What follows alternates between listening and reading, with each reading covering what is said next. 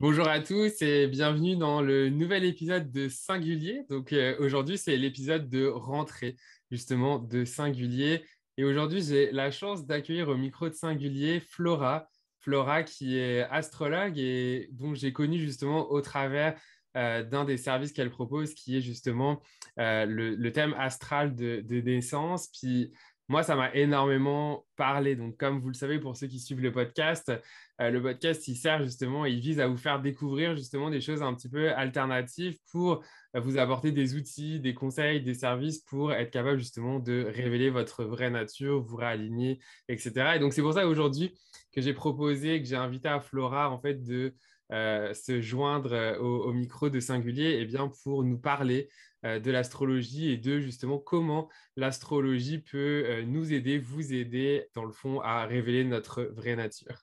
Alors, Flora, tu es astrologue et je vais justement te laisser la parole pour te présenter. Bonjour Florian et merci pour ton invitation. Je suis ravie d'être là avec toi. Donc oui, je suis astrologue, entre autres choses, comme j'aime bien dire, parce que j'ai toujours du mal à me définir d'une seule façon. J'ai besoin de faire plein de choses dans la vie, donc je suis aussi guide touristique, scénariste.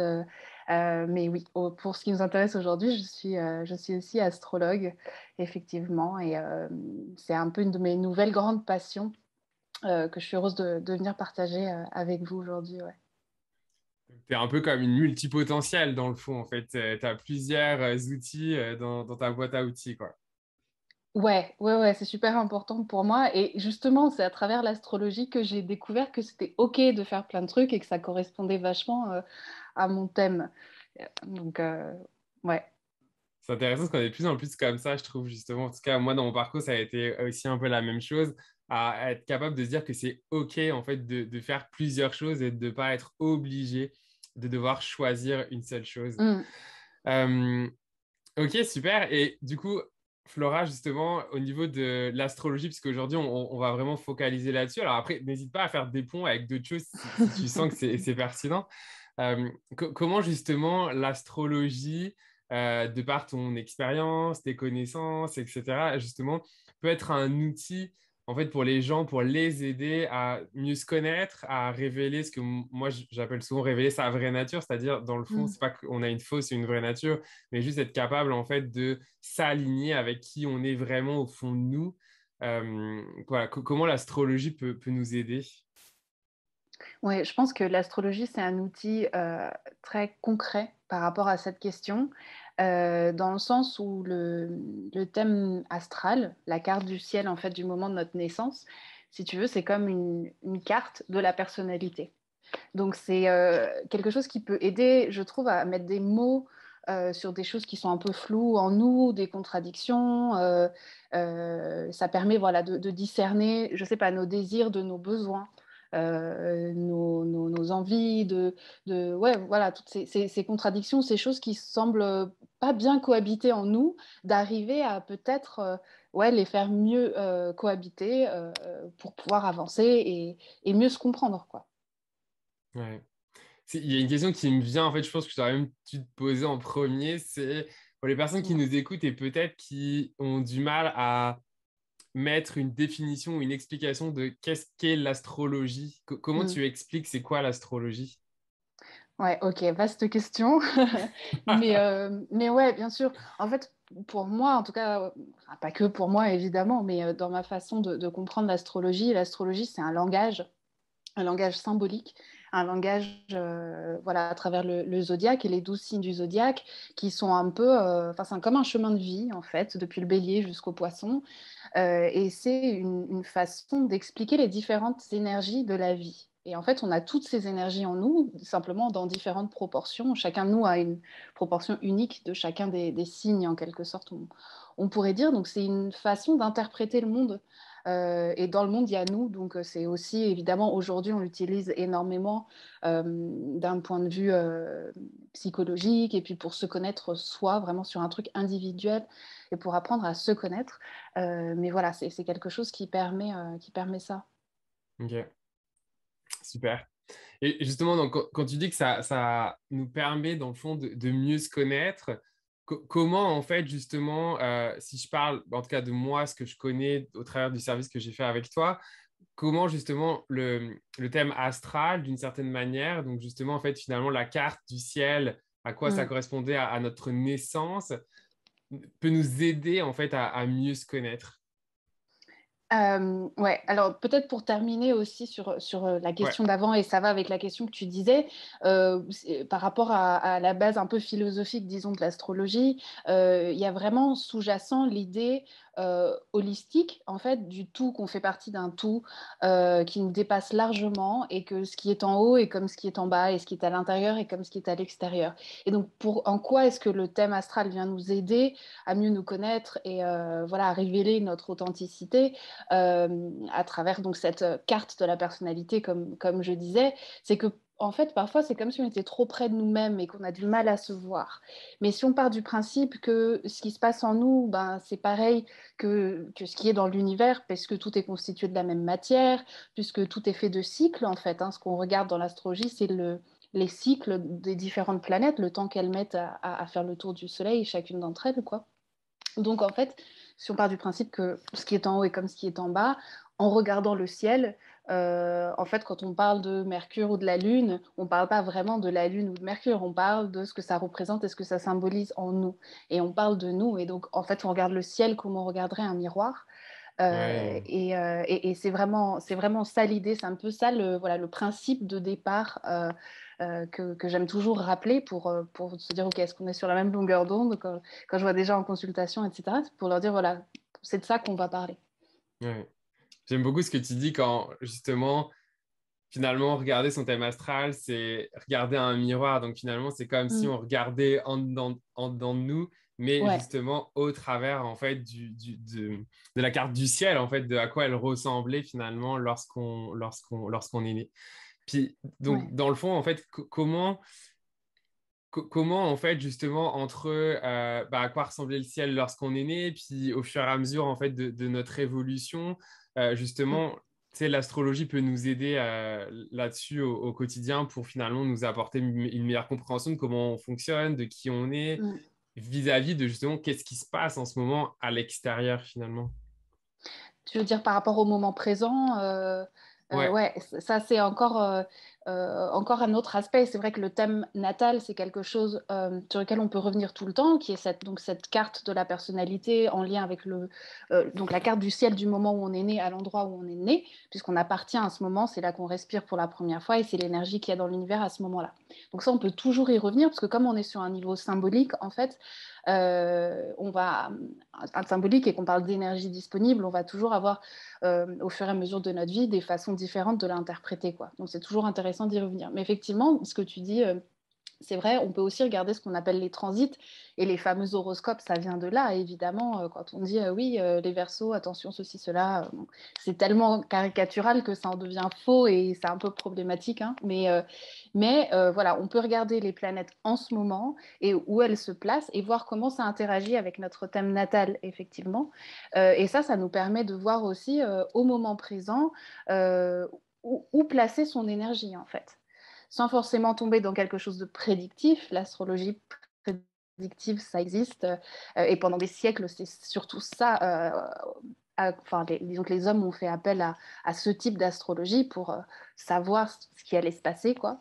Moi, j'y crois pas trop, mais je crois en cette idée d'énergie disponible et d'un moment où on est un peu perdu, dans un moment de crise, comme en ce moment, par exemple, hein, de pouvoir se dire, OK, effectivement, là, il y a de l'énergie par ici, donc je vais plutôt aller par là, et c'est pas le moment de s'occuper de telle ou telle chose, mais voilà, c'est une façon de diriger son énergie et aussi de comprendre, encore une fois, que tout est cyclique et qu'on ne peut pas résoudre tout en même moment, quoi, et qu'il y a des moments, des phases qui sont plus pour tel domaine de la vie ou tel autre domaine de la vie, quoi. ok.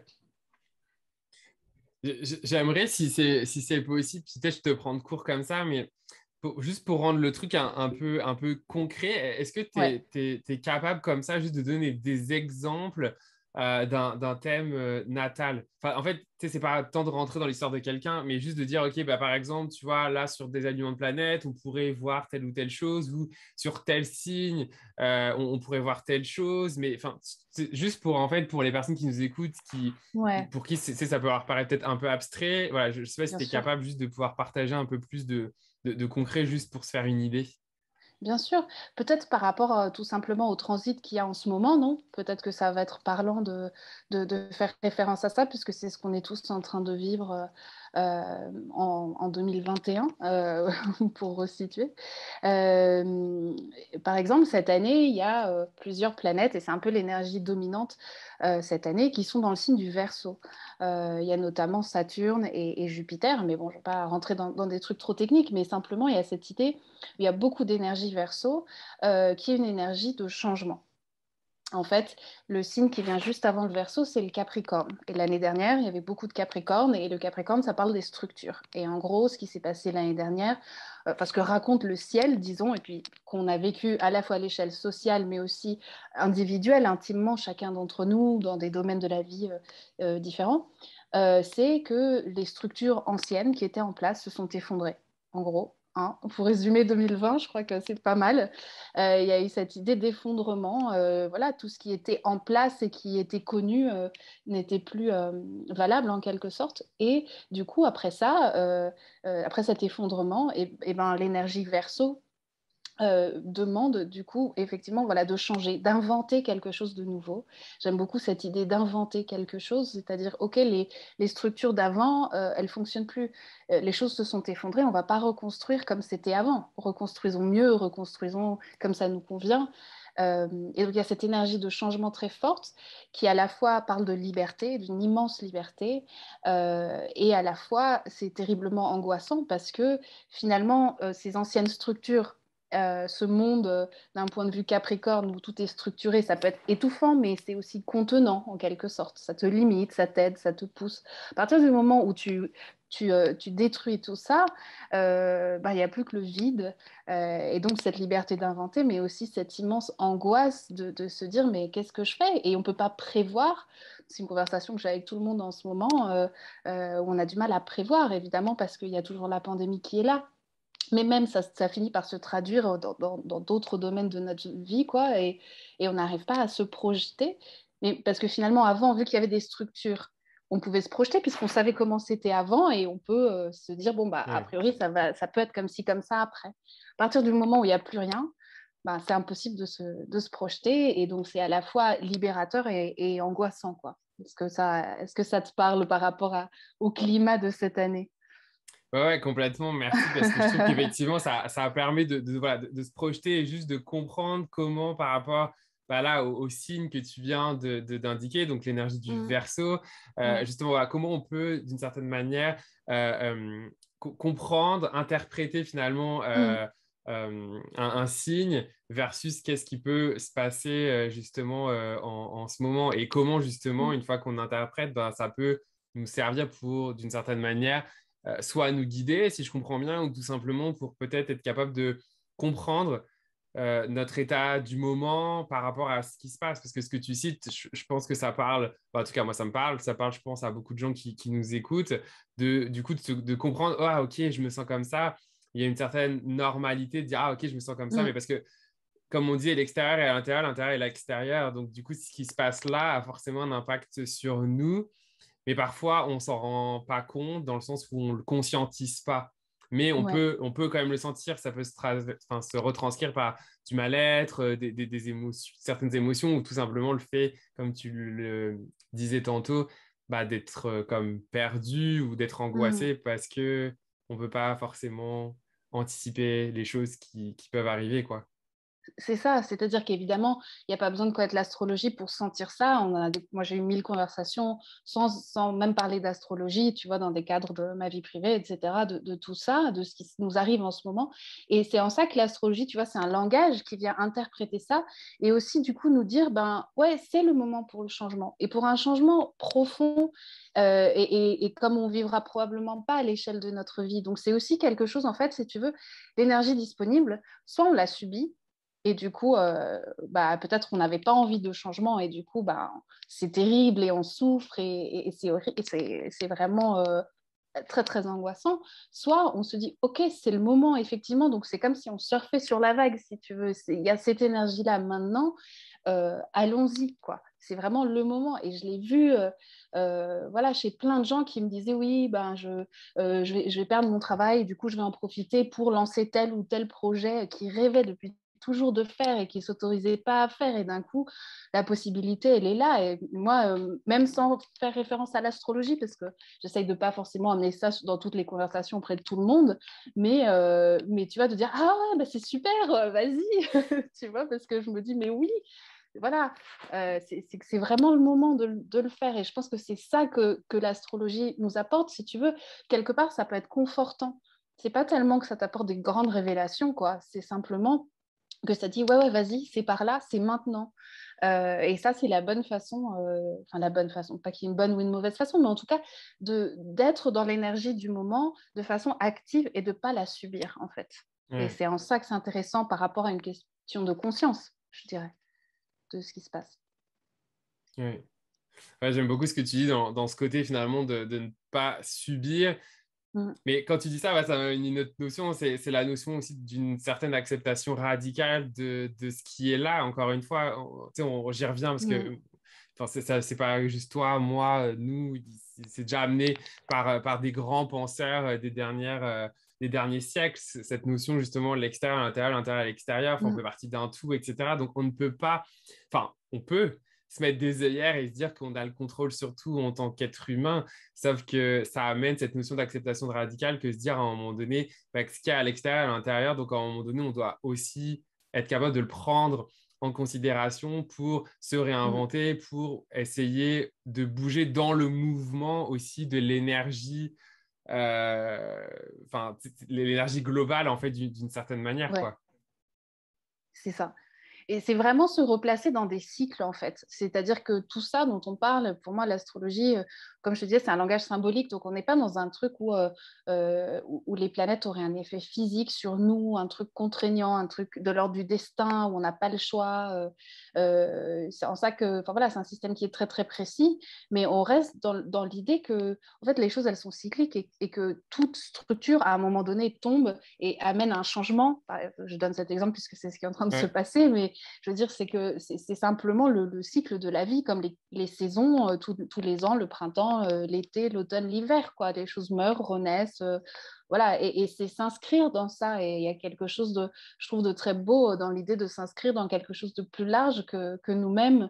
Et peut-être que ça peut apporter aussi, là, je pars un peu, mais ça peut apporter aussi une conscience même écologique d'un certain rapport à la terre, au vivant, à tout le reste, quoi. Se sortir un peu de juste nous et nos petits problèmes, mais de ouais, se replacer dans un contexte cosmique ou terrien en tout cas, et voilà, mais large, quoi.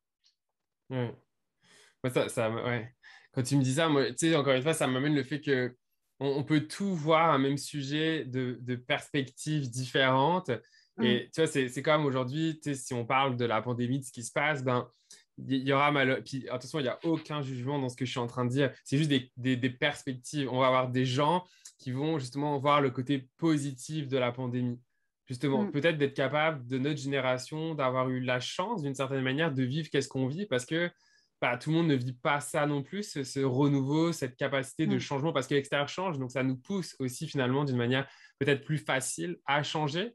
Là où si ça n'aurait pas eu lieu, ça aurait peut-être dû nous demander beaucoup plus d'énergie interne à nous de changer d'une certaine manière, tu vois. Puis il y a d'autres mm, personnes, et attention, je fais vraiment des caricatures là ici, hein, qui vont être plus dans le côté négatif de tout ce qu'on a perdu, des personnes malheureusement, bien évidemment, hein, qui sont même décédées de ça, etc. Mais c'est juste encore une fois ici pour dire, OK, finalement, tu sais, on peut aussi choisir c'est quoi la perspective qu'on veut aussi embrasser par rapport à ce qui se passe pour que justement ça puisse nous servir au mieux, que ce soit individuellement, mais aussi collectif.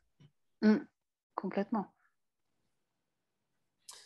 Euh, Ok, et donc justement, donc pour une personne finalement, en fait, justement, qui peut-être découvre l'astrologie ou qui serait intéressée, bah, tu vois, de faire un thème natal, finalement, qu'est-ce que cette personne va découvrir? Qu'est-ce que justement ça va pouvoir lui apporter en termes de compréhension sur elle-même? Est-ce que tu as des choses à partager là-dessus? Oui, bien sûr. Donc là, on revient sur effectivement la question du thème natal, donc de cette carte de la personnalité. Et bah, peut-être que je peux te faire part de mon propre rapport, de ma propre découverte de l'astrologie. Est-ce que ça m'a fait à moi quand j'ai découvert ça, parce que j'ai pas du tout grandi avec ça. Ouais. Et j'ai découvert l'astrologie à un moment où ça allait pas très bien et j'avais besoin de soutien, de quelque chose qui m'aide à me comprendre. Justement, je pense que c'est aussi quand on est perdu et que les choses sont pas claires que ça peut vraiment venir aider. Et je sais que j'ai vu dans mon thème des choses qui me paraissaient contradictoires en moi et je me disais, je peux pas être, je sais pas, pour te dire un truc, être complètement détachée et froide par rapport à certaines choses et être complètement hypersensible et dévastée sur d'autres choses ou sur un autre niveau, disons. Et en fait, en voyant mon thème, bah, je me dis, bah si, en fait. Bien sûr que si, c'est des parties différentes de moi et voilà. Et je trouve que c'est ça qui est intéressant. Il y a comme quelque chose qui peut s'apaiser dans l'acceptation de qui on est et qui on est dans la globalité, quoi. Je pense que l'astrologie, ça apporte énormément de compassion envers soi, envers les autres aussi. Parce que tu dis, ah oui, ok, donc ça, c'est mes difficultés. Par exemple, j'ai une lune en cancer qui est un signe très, très sensible. Ah, bah, cette personne, voilà, elle va avoir du mal à, enfin, elle va être hypersensible, elle va être très réceptive aux émotions, mais du coup, elle va aussi avoir besoin de beaucoup se protéger, etc. Donc, tu vois, ça te donne un peu comme ça une idée des choses et comment, voilà, selon comment les planètes interagissent entre elles. Encore une fois, cette idée que j'aime bien de carte de la personnalité où ça permet de voir les choses plus clairement, quoi. Ouais. Moi, il y a un truc pour partager justement quand je l'ai fait avec toi que j'ai appris, c'est justement cette notion, tu sais, entre l'ascendant et le descendant. Moi, par exemple, la notion du Ouais. descendant, je la connaissais pas du tout et ça Mm, m'a beaucoup aidé. Parce que, mm, bah, du coup, donc, moi, pour les gens qui m'écoutent, en fait, je suis lion, ascendant vierge, mais descendant poisson. Et en fait, justement, entre la vierge et le poisson, moi, je me suis souvent, des fois, senti un peu en dualité. Un peu comme écarté par deux choses. Et en fait, justement, quand tu m'expliquais dans mon thème entre bah, justement la Vierge, le poisson, puis finalement ces opposés, et le tout, c'est mm. d'essayer de trouver en fait l'équilibre dans les deux. Bah, je trouvais ça hyper intéressant en fait. Oui, c'est vrai que ça, alors notamment par rapport à l'ascendant, qui est vraiment quelque chose de très pratique, de très concret, quelque chose qui est un peu un défi dans notre vie, mais genre tous les jours, qu'on le sache, qu'on sache que c'est notre ascendant ou pas, mais c'est un peu les grandes problématiques qu'on a dans notre vie, les questions qu'on se pose. Et effectivement, il y a des choses comme ça très concrètes qui vont permettre d'équilibrer, quoi. C'est-à-dire que l'ascendant, qui est donc ce défi, cette énergie vers laquelle on tend, mais qui est à la fois mystérieuse, qu'on a du mal à dominer, et puis le signe opposé, parce que les signes opposés dans le zodiaque sont complémentaires, en fait, c'est comme deux pôles d'une même énergie. Donc, tu donnais l'exemple de la Vierge et des Poissons, c'est effectivement le cas. Donc, à l'opposé de cet ascendant Vierge, il y a le descendant Poisson, et en fait, c'est là où il y a nos ombres, et quand on va pas bien, c'est là où on tend à aller. Et du coup, c'est vrai qu'il y a ce travail en connaissant l'énergie des deux signes. Il y a cette idée où on peut amener de la Vierge au poisson pour rééquilibrer ces deux pôles-là. Donc il y a plein de choses comme ça, très concrètes et très pratiques aussi, qu'on peut voir pour s'aider, quoi, et pour réussir à s'harmoniser, à s'équilibrer, à être bien, tout simplement, quoi. Ouais. Ouais. Et ok, pour les personnes justement qui nous écoutent, comment ils peuvent en savoir plus sur toi, sur tes services? Est-ce que tu peux peut-être nous expliquer un petit peu? Oui, bah, écoute, ils peuvent me trouver sur Instagram surtout. C'est Conscience étoilée, conscience.étoilée. Voilà, donc j'aime bien écrire de temps en temps sur Instagram, partager un peu mon point de vue sur ce qui se passe en ce moment d'un point de vue des astres et puis de l'astrologie en général, ou parfois de façon plus large, de philosophie, etc. Enfin, vraiment partager ma vision des choses pour aussi attirer les gens euh, comment dire, avec qui ça matchera, parce qu'il y a mille Mhm. façons de faire de l'astrologie Ouais. et voilà, chacun a son astrologue, quoi. Donc voilà, principalement Instagram. Sinon, j'ai un site aussi, c'est Conscience Étoilée aussi. C'est Conscience Étoilée tout attaché.com Ok. où De ils toute façon, je trouveront ce mettrai que les je liens fais. dans les notes de l'épisode, comme ça, vous pouvez facilement retrouver en un clic, justement, pour rejoindre Flora.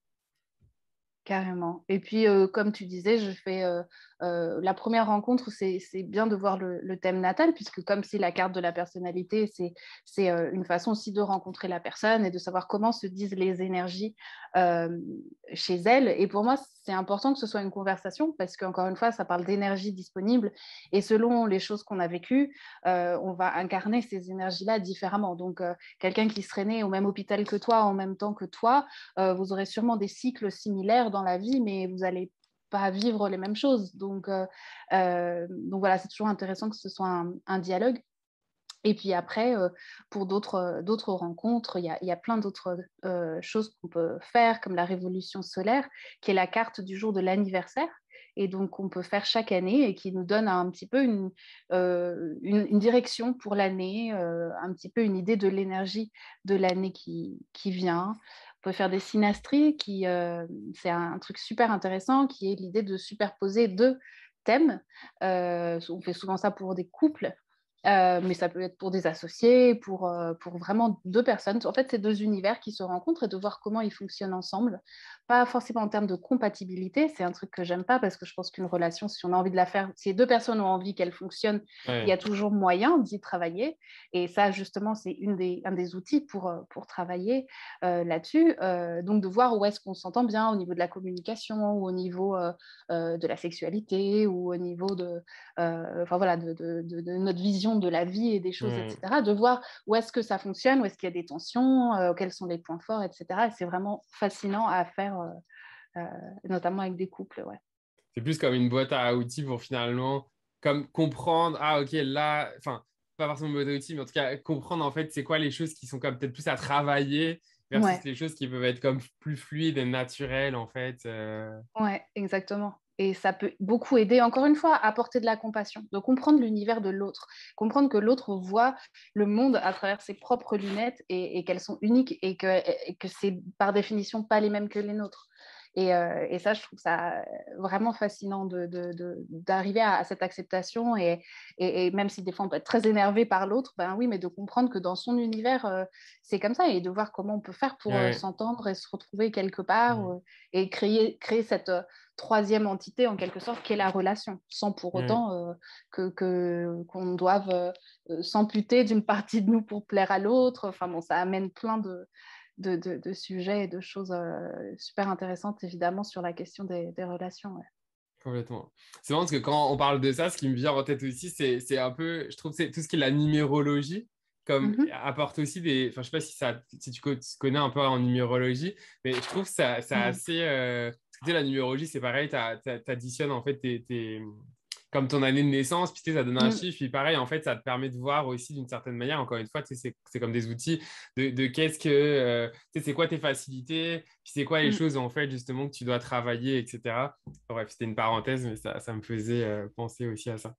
Ouais, mais je trouve ça chouette que tu dis ça parce que effectivement, ça montre aussi que l'astrologie c'est un outil et il y en a plein quoi. La Ouais, numérologie, le tarot, ça dépend. Je pense que encore une fois, selon les personnes, il y a des choses qui nous parlent plus que d'autres quoi. Et tout ça peut fonctionner ensemble aussi. C'est ça qui est intéressant, c'est qu'on va retrouver des choses forcément quand tu additionnes Moi, je connais pas bien la numérologie, mais on l'a déjà fait comme ça très rapidement et effectivement, on retrouve des choses qu'on va retrouver dans le thème astral, de la même façon que quand on connaît un peu l'astrologie et qu'on se fait tirer des cartes de tarot, il y a souvent des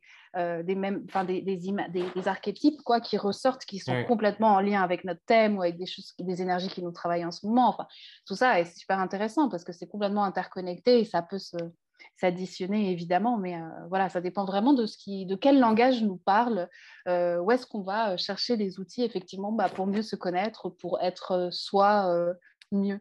Ouais, complètement. Super, merci beaucoup Flora pour ton temps puis pour cette belle conversation. Donc comme je disais, pour les personnes qui nous écoutent, vous pourrez retrouver en fait donc les informations pour rejoindre Flora dans les notes de l'épisode, donc son compte Instagram, son site web. N'hésitez pas. Puis voilà, si vous êtes même curieux, de toute façon, Flora propose ses services en ligne. C'est ça, hein, Flora? Oui. Ouais. Oui, moi je suis à Paris, donc je reçois aussi chez moi pour ceux qui sont à Paris, et sinon en ligne avec grand plaisir. Ouais.